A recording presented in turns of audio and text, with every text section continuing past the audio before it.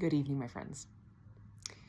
One of the most important elements of success and recovery is learning to want what you need instead of what you want, or how things should be in your mind.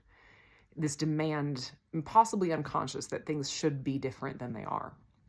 And this is really hard because you're really uncomfortable and you feel really overwhelmed by symptoms and lack of function and blah, blah, blah. Not to minimize it, but there's just blah, blah, blah, meaning a lot of things. There's a lot we're going through when we're limbically impaired with all these symptoms. And at the same time, when we cling to what we want, which is usually function and relief, it's like we're standing on the output end of a machine in like a lineup. And we want the machine to be making these perfectly shaped, wrapped little chocolates. Like we want that. We want the function. We want to feel better. We want the relief. And when we're standing at the output, on the output and saying, come on, where is it? Where is it? Where is it? And we're like, I'm dying. I just need something. I need to feel better. But we're not standing on the input side, inputting all the ingredients and making sure it's going through the machine properly. And that's the side we need to stay on. And that's what it means to care about what you need, is focusing on, all right, well, if I want function, I need to focus on building executive function, building the ability to maintain focus and attention so that I can create calm and create safety and access my prefrontal cortex and stabilize my nervous system. That's what needs to be done in recovery. And when you shift the attention, when you tell yourself, I want what I need more than what I want, then you're on the side where you're making, you can stay over there and you can keep creating that outcome. And part of this, something that can help a lot with this, is reminding yourself that you are bigger than this experience.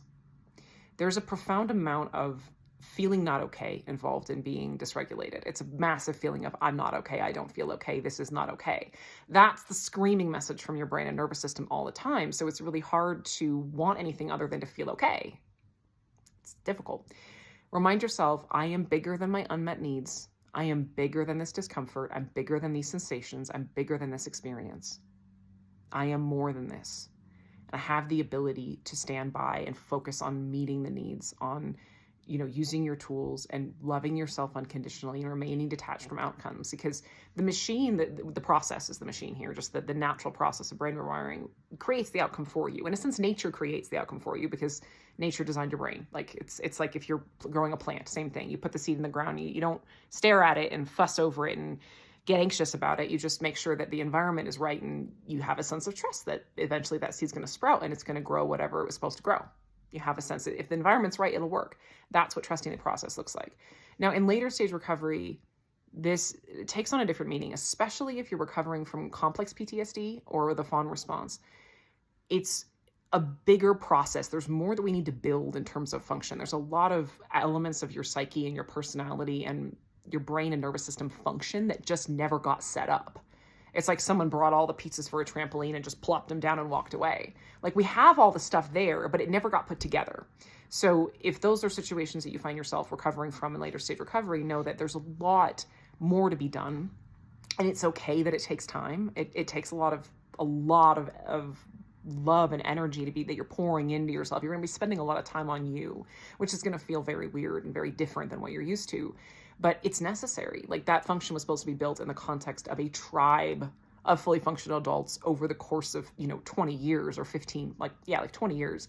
And you're doing it in a couple of years as an adult with responsibilities.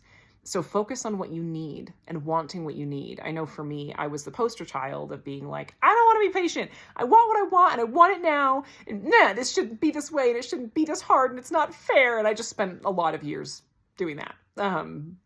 And eventually I realized that life didn't care what I wanted, and it didn't care how I thought it was supposed to be. Like nothing changed. I could throw a fit at the sky, and then I would just met with the silence of, well, clearly you have to do it this way because this is the way there is to do it. Like do the work, And for me, things like patience, once I focused on love and unconditional self-love instead of just trying to get the outcomes I wanted and have what I wanted, then there was a sense of, okay, I can that I can do. I can, then patience feels like softness.